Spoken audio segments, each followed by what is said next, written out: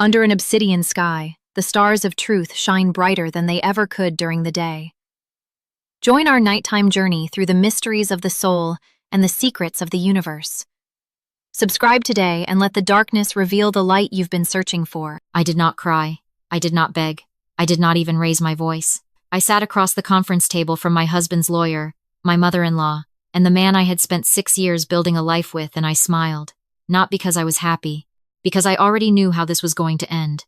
But I'm getting ahead of myself. Let me take you back to where this really started. My name is Victoria. I'm 31 years old. I'm a forensic accountant, which means my entire career is built around finding the numbers people try to hide. The irony of what happened to me is not lost on me. The woman who finds hidden money for a living somehow married into a family that had been hiding things from her for 6 years. My husband's name is Daniel. We met when I was 24, fresh out of my master's program, working my first real job at a mid-size accounting firm in Charlotte. He was charming. He was attentive. He remembered the name of my childhood dog and the way I liked my coffee, and the fact that I hated movies with sad endings. I thought he was different. I thought I had found the one person in the world who actually saw me. What I did not know, what I could not have known, was that Daniel's mother had already decided who her son was going to marry. And it was not me. Her name is Margaret. She is 63 years old, drives a white Mercedes, wears her silver hair in a tight chignon, and runs her family the way a CEO runs a hostile acquisition. Everything is a transaction. Everyone has a role. And from the moment Daniel brought me home for Thanksgiving that first year, Margaret looked at me the way you look at a piece of furniture that doesn't match the rest of the room. I was not from the right family. I did not go to the right school. My father was a retired postal worker, and my mother taught second grade, and in Margaret's world, that was not a resume, that was a liability. But Daniel loved me, or at least I believed he did. So we got engaged. And that is when things began to shift in ways I was too in love to read correctly. Margaret insisted on paying for the wedding. I said we didn't need her to. Daniel said it would mean a lot to her. I said we could compromise. Margaret said nothing, just smiled that tight, controlled smile of hers, and wrote the check before I finished the sentence. I should have understood then what that check meant. It wasn't generosity. It was ownership. The first 2 years of our marriage were fine, on the surface. We bought a house well. Daniel and I put in the down payment together, $70,000. Money I had saved since my first paycheck. We decorated it. We talked about children. We planted a vegetable garden in the backyard that neither of us was disciplined enough to actually tend to, and we laughed about it, and I thought that was what a marriage was supposed to feel like. But Margaret called every day, sometimes twice, and Daniel always answered. He always stepped out of the room. He always came back a few minutes later, just slightly different, quieter, more tense, or sometimes suddenly opinionated about something he'd had no opinion about an hour before. I started to notice the pattern. Whatever Margaret said on those calls, it had weight, more weight than I had. Then came the money. Daniel's younger brother, Ryan, needed help. Ryan was 26, had never held a job for more than 8 months, and had recently made what Margaret called an unfortunate investment. What the investment actually was, I did not learn until much later. What I was told was that the family needed to pull together. Daniel came to me one evening, with that look on his face. The one I later understood meant Margaret had already made the decision, and Daniel was just there to deliver it. He said we should lend Ryan $40,000. I said we didn't have $40,000 to spare. What I meant was, I wasn't willing to give $40,000 to a man who had never demonstrated the ability to be responsible with money. Daniel said it was a loan, that Ryan would pay it back, that family helped family. I asked to see the loan agreement. Daniel looked at me like I had suggested something obscene. There was no loan agreement. There was never going to be a loan agreement. I understood that, but I also understood that saying no was going to cost me something I couldn't yet calculate, so I said I needed time to think about it. I went to my home office, closed the door, and sat with my hands folded on my desk for a long time. I called my mother that night after Daniel fell asleep. I told her what was happening. She was quiet for a moment, and then she said, "Victoria, honey, when someone shows you what they value, believe them." I told her I didn't know what that meant in practical terms. She said, "It means start paying attention." I started paying attention. I did not write the check for Ryan. I told Daniel I thought we should hold off until we had something in writing. He was cold with me for 2 weeks. Margaret stopped calling the house phone and started calling only Daniel's cell. I was being managed out of the communication loop, slowly and deliberately, the way you slowly turn down the heat under something you want to cool. But I was paying attention now, and I was good at my job. Over the next several months, I started noticing things. Small things at first. A credit card statement that showed a charge I didn't recognize. A withdrawal from our joint account that Daniel explained as a work thing. A conversation he had in the driveway that he ended the moment I opened the front door. I didn't react. I didn't confront. I just documented. I opened a private folder on an encrypted drive. I started saving screenshots, account statements, dates, and amounts. I kept a running log, the way I would for any client whose books I was auditing. Except this time the client was my own marriage, and the numbers I was finding did not add up. By the end of that year, I had identified $43,000 that had moved out of accounts connected to our household and into accounts I did not recognize.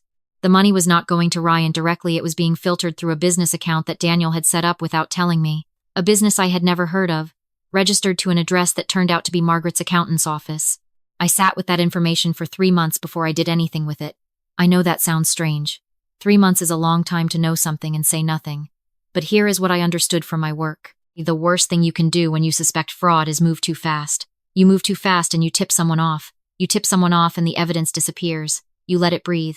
You let them keep operating. You watch where else the threads go. So I watched. What I found eventually was that Daniel and Margaret had been systematically redirecting funds from our joint finances into a family trust that I was not a beneficiary of. It had started before the wedding. There was a clause in a property agreement Margaret had drafted that gave her the right to claim a portion of any real estate purchased with family-adjacent funds. The money Daniel had contributed to our down payment had originally come through a transfer from Margaret. She had structured it specifically so that she retained a legal interest in our house. My $70,000 was sitting in a property that Margaret had quietly positioned herself to have a claim on. And then I found the prenuptial agreement. Not mine. I had never signed one. What I found was a draft of prenuptial agreement that had been prepared before our wedding that Daniel had apparently decided not to use. Except the draft contained a clause so specific, so detailed about the division of assets in the event of divorce, that it could not have been written without intimate knowledge of my finances. Someone had researched what I had. Someone had planned for this before I walked down the aisle. The draft was dated 3 weeks before our wedding. I closed my laptop, walked to the kitchen, poured myself a glass of water, drank the whole thing, and then stood at the sink for about 10 minutes staring at the backyard, where the garden had long since gone to weeds. I had 2 choices. I could close the folder, delete everything, try to salvage whatever was left of my marriage, and spend the rest of my life wondering when the other shoe would drop. Or I could finish the audit. I finished the audit. I hired a forensic attorney, not someone local, someone 3 states away, someone Margaret's network would never have encountered. I paid for it with money from an account I had opened in my name only, at a credit union, 2 years earlier, because something in me had known even then that I needed a room of my own inside this marriage. I transferred enough to cover the retainer, and I met with the attorney twice over video call before I told her everything. She was quiet for a long moment after I finished. Then she said, "You've done my job for me." We spent the next 6 weeks building the case. What we found, layer by layer, was a structure so deliberate it almost had to be admired from a purely technical standpoint. Margaret had used Daniel, whether he was fully willing or partially deceived, I still do not know, as the mechanism for an asset acquisition scheme that had been designed to look like a family lending money to help a young couple get started. The house was the centerpiece. Get me to co-sign on a property where the seed money had strings attached. Let the marriage run its course. And then when the time came, divorce, death, disagreement, Margaret would have a legal pathway to the most significant asset I owned. What she had not planned for was that the person she was running this on spent every working day finding exactly this kind of scheme in other people's books. I filed for divorce on a Tuesday morning. I had the papers served to Daniel at his office, because I had learned from watching Margaret that the setting of a confrontation matters. You do not let the other person choose the terrain. Daniel called me 11 times between noon and 3 o'clock. I did not answer. I was in my car in the parking garage beneath my office building, sitting very still, letting it happen. He left voicemails. The first 3 were confused. The next 4 were angry. By the 9th and 10th, something had shifted. He sounded scared. Not of me. Of what Margaret was going to do now that the plan had been disrupted. That told me everything I needed to know about where his loyalty had always been.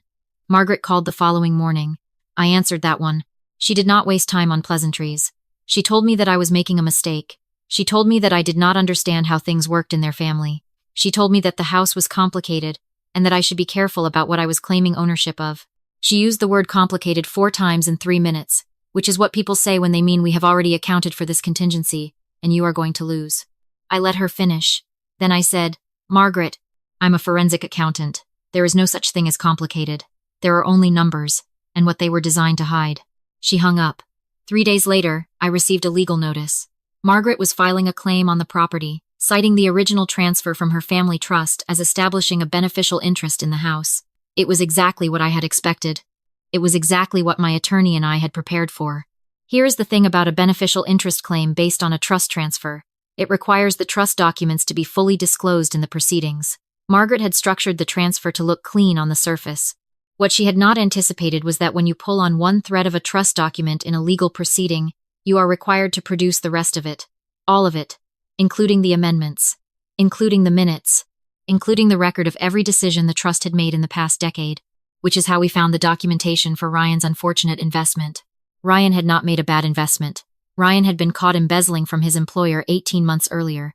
The investment that had required $40,000 from our household was a quiet settlement paid out of the family trust to make the criminal complaint go away. The same family trust that Margaret was now claiming gave her an interest in my house. We also found 2 other women, not wives' properties. 2 other instances where Margaret had structured a transfer to a family member's partner in a way that positioned the trust to reclaim the asset. Both women had quietly accepted settlements and walked away. Neither had known what the other knew. My attorney filed a counter motion so comprehensive that it took Daniel's legal team 3 weeks to respond. In that counter motion, we documented the asset scheme, the embezzlement settlement, the pattern across the 3 properties, and the fraudulent omission of the trust's encumbrances from our original mortgage disclosure. Margaret hired a second attorney. I hired a forensic CPA to testify as an expert witness. The mediation was scheduled for a Thursday.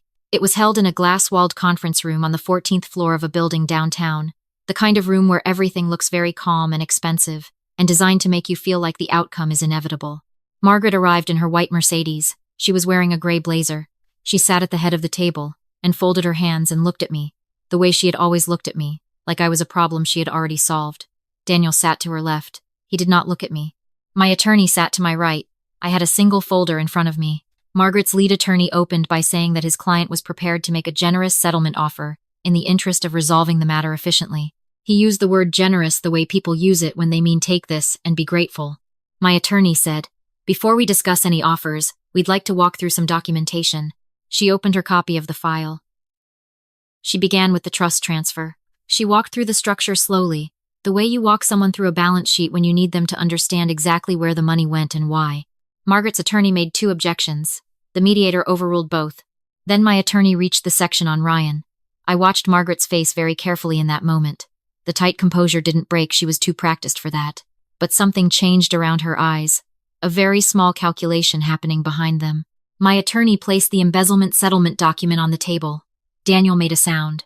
Not a word. Just a sound. My attorney said, "This settlement was paid from the same trust your client is asserting. Gives her a beneficial interest in my client's property. The trust was legally encumbered at the time of the original transfer. That encumbrance was not disclosed during the mortgage process. That is material omission in a federally regulated lending transaction." She let that sit for a moment. Then she said, "We are also prepared to provide documentation of 2 prior instances where the trust employed the same acquisition structure.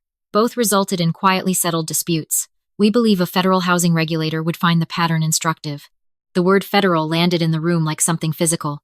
Margaret's second attorney leaned over and said something quietly to the first. The first attorney said they needed a brief recess. The mediator said that was fine. They were gone for 22 minutes. I know because I counted. When they came back, the generous settlement offer had been replaced by a different conversation entirely. By the end of the day, Margaret withdrew the beneficial interest claim. The house was confirmed as mine, free and clear. Daniel's attorney negotiated his share of the joint assets according to standard marital property law, which was fair enough, and I accepted it because I was not there to destroy anyone. I was there to walk out with what was mine. As for Ryan, that is not my legal matter to pursue, but the documentation exists. My attorney has copies. Margaret knows they exist. That is a door that remains open. The divorce was finalized 11 weeks later. I sold the house 4 months after that, not because I couldn't afford to keep it, I could, but because I wanted to start somewhere that didn't have 6 years of careful deception in the walls. I found a place I loved, smaller, and with a south-facing kitchen and enough yard to maybe try the garden again. I planted tomatoes this spring. I have been disciplined enough to actually water them. People ask me sometimes how I stayed so calm through all of it, how I sat in that conference room and didn't show anything while Margaret's world was being taken apart piece by piece. The answer is that the calm was the plan. The calm was the whole strategy. Every time I had wanted to confront Daniel about a charge I didn't recognize, every time I had wanted to call Margaret back and tell her exactly what I knew, I chose the folder instead. I chose the documentation. I chose to wait until the moment I could make it impossible to deny, rather than making it easy to dismiss. Anger is loud, and it warns people. Precision is quiet, and it catches them. I don't know if Daniel fully understood what his mother had built around our marriage. That question used to matter to me more than it does now. What I know is that he had access to the same information I did, and he made different choices with it. That is the only accounting that matters. Margaret has not attempted contact since the mediation. I expect she won't. What I hope genuinely, not as a performance, is that whoever comes after me in that family's orbit has someone who warned them early. Has someone who said, look carefully at the transfer. Look at where the money came from. Look at what strings are attached to the generosity. Because generosity that comes with strings is not generosity. It is a transaction. And in every transaction, someone is the asset and someone is the owner. I was the asset. Then I learned to read the documents. And then I became neither.